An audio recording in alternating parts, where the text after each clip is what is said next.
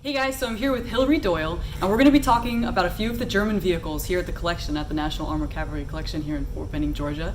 And this one is going to be our first one.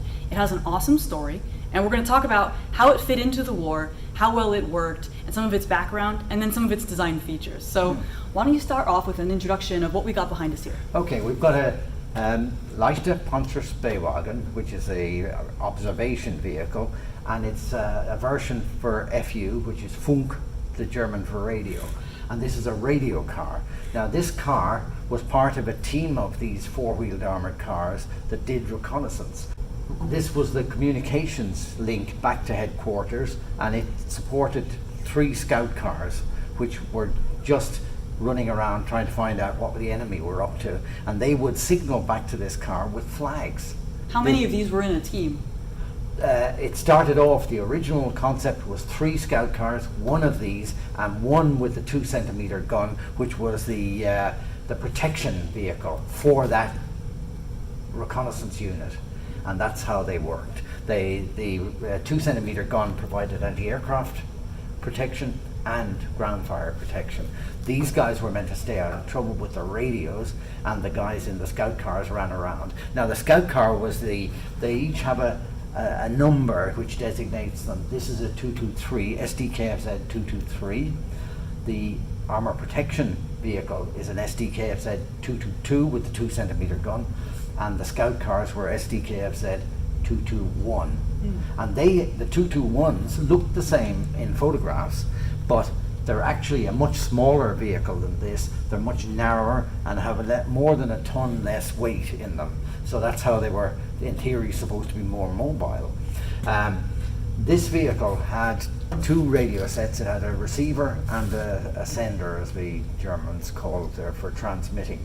And they were able to radio back to the headquarters. Now, damaged on this exhibit at the moment, but amazing that we have it. This is actually the frame antenna, the radio antenna, and in the pre-war period, because these cars originally started in 1935, the aerial had to be the length of the transmission signal.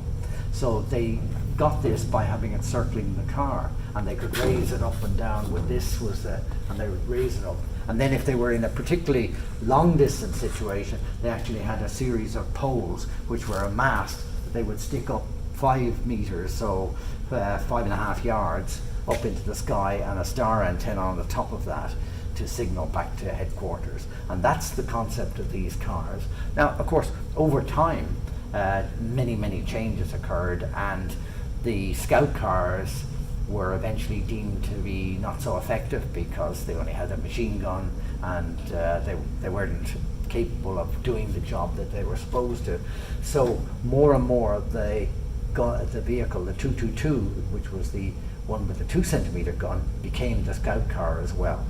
But of course it still had a disadvantage in that it was a ton heavier than the scout cars. But if you like, now we could maybe take a look around and show you some of the features of the vehicle. Yeah, let's check it out. All of these cars were built on a common chassis, and that chassis was made by a company called Horch. And this is a 3.5 litre V8 engine at the rear of the vehicle, and Horch is one of the circles of the Audi of today. This is part of the Audi company. They supplied the chassis, and then the bodies were built by armour companies in the different sizes and shapes required. This one was actually from 1942. It actually was manufactured by an Austrian company called Böhler. All the previous armoured cars from 1935 all the way through to 1941 were manufactured by a German company called Deutsche Edelstahl in Hanover.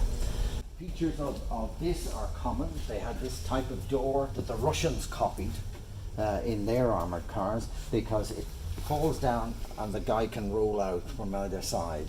They're very small inside. The driver sat basically on the floor on a small cushion seat arrangement, but he had to operate the clutch and the brake system up the front there, almost horizontal, and the steering wheel is inverted so that the steering wheel is not sticking into his stomach. Gives a bit extra room. So now This is the radio rack across here in this particular model. Down below you in the middle down below you had transformers, but in the middle you have the receiver, and on the top went a more powerful transmitter. And this bar across the top here is for raising and lowering the frame antenna that I spoke about a moment or two. And then round on the right side of the vehicle, here just inside the door, is the stand for a small radio for transmitting to other vehicles in the unit.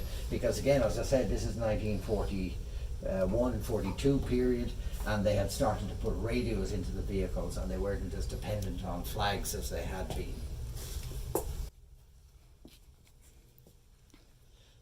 The commander sat in the rear of the vehicle and had this small shield, which is, although it looks like a turret, it's not actually a turret. The German term was Schutzschild, because it moves around on the pivot mount of the machine gun. So he had a machine gun for self-defense of the vehicle. The engine is at the rear, hidden away in here. It's a V8 3.5 litre engine, quite powerful for its time. I mean, they can't go very fast because they've been, you know, the wheelbase and the weight of the vehicle and so forth. So you preferably stick to below 30 miles an hour, you know, something like that. You can go faster, but you wouldn't want to be doing it, because these also have a feature of early German vehicles. They have four-wheel steering. So in a tight corner, they can steer. They can engage the four-wheel steering, so the rear wheels steer, so they can turn the rear wheels, and they have a very slick turning circle that you wouldn't expect of a vehicle of that period and time. They had pretty good road holding, but obviously over time this was somewhat superseded when they moved to the Russian front, where there was a lack of roads and there was mud and so forth. And then the tendency was to require more and more tracks. So you got this, the function of these vehicles was gradually taken over by half tracks like the 250 and 251, which became radio cars and so forth, exact equivalents of what these were. This particular vehicle is really quite exceptional in that we know the history of it, because the chassis number, which is stamped into the chassis, we can find that in the records of a unit that served at Kursk in Russia. When they returned back from Russia after towards the end of 43, they were supposed to hand over all their armoured equipment, but for some reason they didn't hand over their radio car, maybe because they considered it's just a radio car, and they didn't think about the fact that it was armoured, but it's not heavy armour. So this stayed with them throughout, first of all, Italy, and then in France. So this is a remarkable thing to know what some of the background history is on a vehicle. Really good. Now, another reason why I particularly like this car is I'm a trustee of the Weald Foundation, and at the moment the Weald Foundation is restoring 3 of these four-wheeled armoured cars. The first one, the 1939 223, just like this one, but obviously an earlier model. And then we have one of the protection vehicles, the 222 with a 2-centimeter gun, that's a 1940 version.